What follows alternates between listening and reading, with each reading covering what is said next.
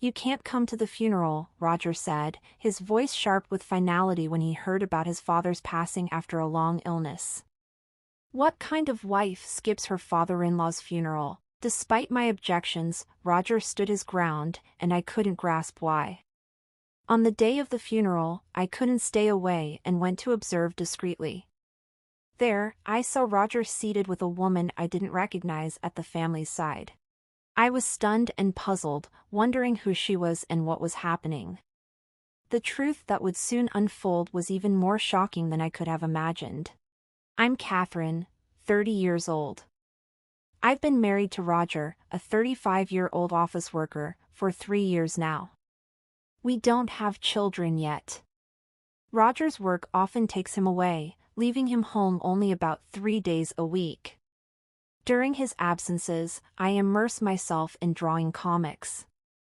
On his days off, we enjoy shopping, watching movies, and making the most of our time together. Roger's mother passed away when he was a child, leaving his father to raise him and his sister, Sarah, on his own. In the early days of our marriage, we often made the 2-hour drive to visit Roger's family. However, as his father's health declined over the past year, our visits became less frequent. Roger explained, "Doug doesn't want you to see him like this, so I refrained from visiting as his condition worsened." One evening, after Roger returned from work, his phone rang. "Oh, Dad's passed away," he said, his voice flat as he relayed the news. I stopped preparing dinner, and Roger sighed deeply after ending the call. "Was that real? Did you hear that? His condition must have deteriorated suddenly." It was his Uncle Terry who had called. The news of Roger's father's death came swiftly, and Uncle Terry hadn't even had time to contact Roger beforehand. The funeral was scheduled for the day after tomorrow, and Roger was clearly unsettled by the sudden turn of events. As I watched him with concern, I gently suggested, "I'll come with you to the funeral." "No, you absolutely can't come," Roger responded firmly. "Huh? Why?" "It's only natural that I should go," I protested. "Just be quiet and do as I say," Roger snapped, storming off to his room to hastily pack a suit and a change of clothes. "But why? Can you at least tell me why?" "Enough. I'm staying at my parents' house until the funeral. Just remember, you're not coming." "Hold on a minute." Ignoring my pleas, Roger left the house in a hurry. It seemed only right for me to attend my father-in-law's funeral, so why was it forbidden? I was left feeling frustrated and bewildered. Determined to understand, I decided to find out where the funeral was being held.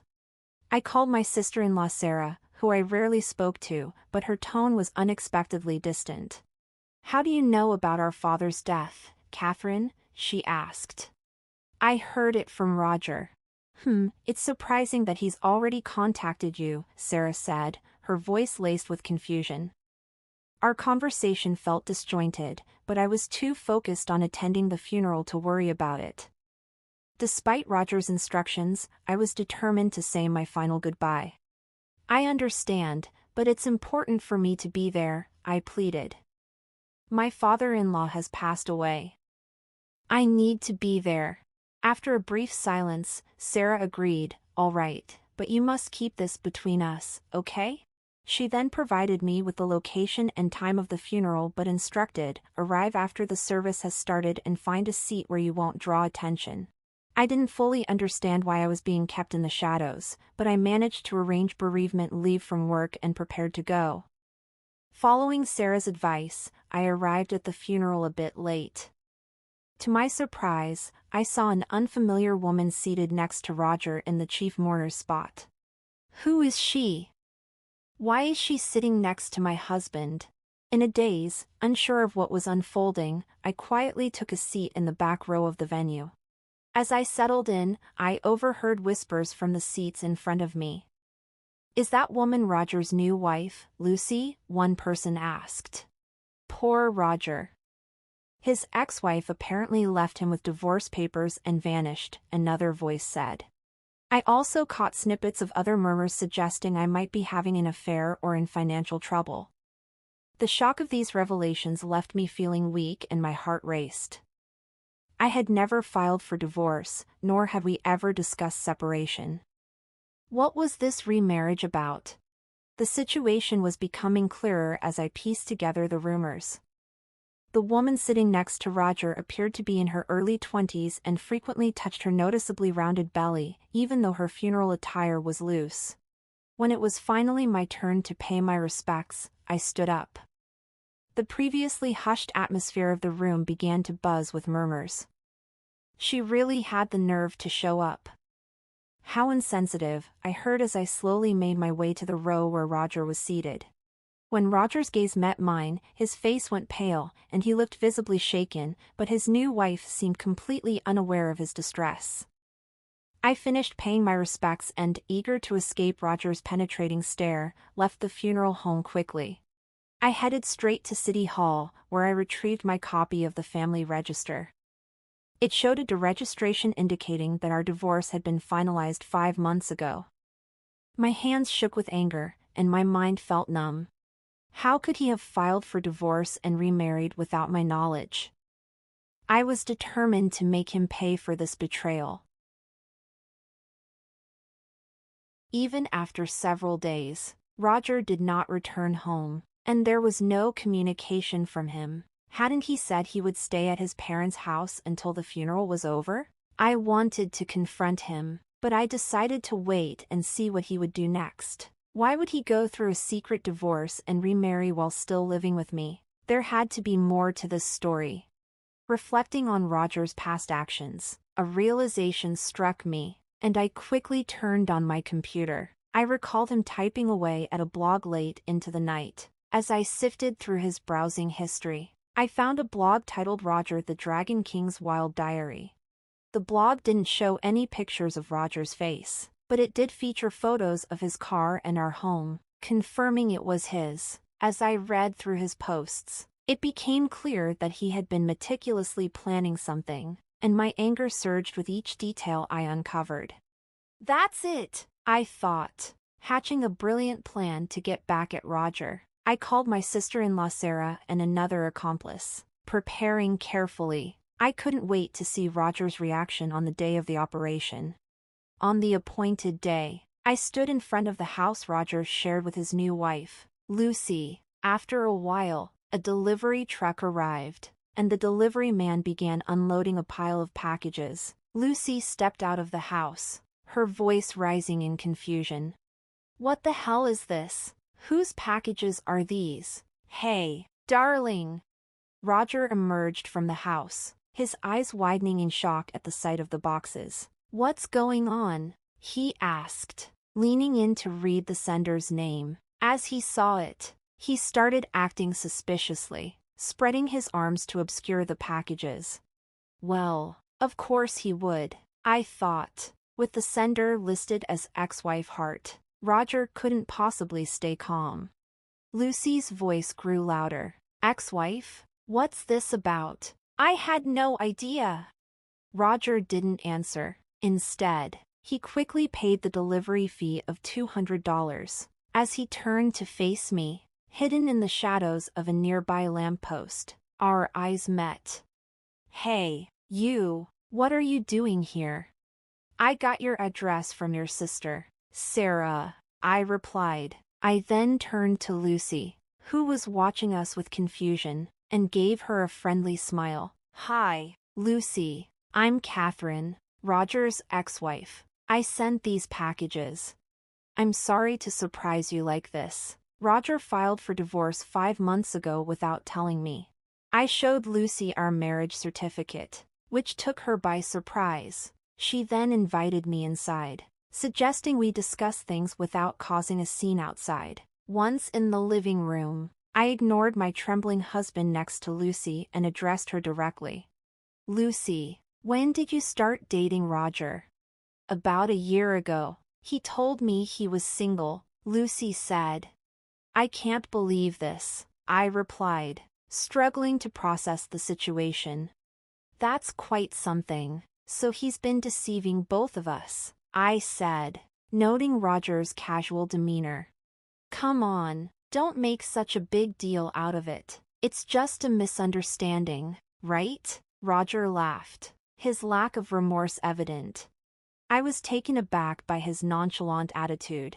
It's unacceptable that you filed for divorce without my consent. I'm suing you for $30,000 in alimony. You've been unfaithful, so it's only fair. Why should I have to pay that? Roger protested, his anger rising. Meanwhile, Lucy remained surprisingly calm, unaffected by the escalating argument. Well, don't be so stingy. Just pay her, darling. After all, you're the boss, so $30,000 shouldn't be a big deal, right? I couldn't help but burst into laughter at Lucy's comment. She looked at me, puzzled. Who's the boss? Roger's been lying about that too, Lucy. He's just an ordinary office worker. Who? What? Roger. What's going on? Lucy demanded, her confusion growing as Roger, sweating and clearly flustered, began to make excuses. Lucy, I'm sorry for the lies. When my father died, I thought I'd come into a lot of money. His absurdity only made me laugh bitterly. From his blog, it was clear Roger was deluded into thinking he'd inherit a fortune from his father's death. He had fabricated a story about his identity to his mistress, got her pregnant, and eagerly documented his plan to divorce me unilaterally. As I slammed the printed pages of his blog onto the table, the doorbell rang. Roger opened the door to find his Uncle Terry standing there. There's no way you'd inherit anything, you fool. In fact, Terry was the other person I had contacted, aside from Sarah. Before arriving at Roger and Lucy's house, I had called Terry on my cell phone and had him listen to our entire conversation. You told our family that Catherine left you after having an affair and filed for divorce, didn't you? Roger faltered, clearly unable to fabricate a convincing excuse, and began to get defensive. That's not entirely. Just because you've made up a story doesn't mean you're entitled to inherit anything. You've been disinherited. It's got nothing to do with the estate. Huh? What are you talking about? According to Terry, Roger had persistently demanded money from my in-laws. When my father-in-law refused, Roger would insult him and sometimes even resort to physical abuse. Realizing his end was near, my father-in-law had preemptively disinherited Roger. Wait a minute. So you're saying I'm not getting any of the inheritance? I have debts because I was relying on my father's money. What am I supposed to do? That's what you deserve, I said, feeling a grim satisfaction. If your father wanted you to become a responsible person, that's why he decided not to give you any money. Can't you understand his reasoning? So give me the inheritance, and I'll become more responsible, Roger pleaded, his desperation evident. The more Roger spoke, the more my disgust grew, and it seemed Lucy shared my sentiments. You told me you were a CEO. That's why I got involved with you. I have no interest in a broke man, Lucy said with disdain. Lucy, please don't say that. The baby's about to be born, Roger begged. Lucy sighed heavily and glared at Roger. I'll give birth and raise the child on my own. All I need from you is alimony and child support.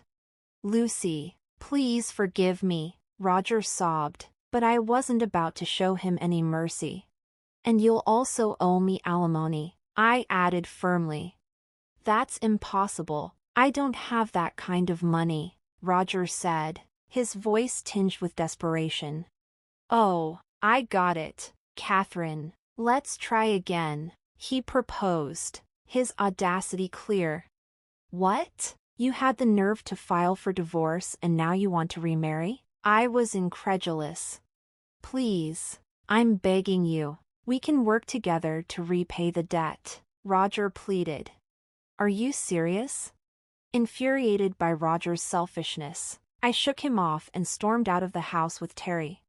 Shortly after, Lucy served Roger with divorce papers, demanding $20,000 in alimony and $500 a month in child support. My sister-in-law Sarah informed me that, in addition to the $30,000 in alimony I had demanded, Roger was overwhelmed with debt from the mortgage on the house he shared with Lucy. He was reportedly working tirelessly from dawn till dusk to keep up with his financial obligations.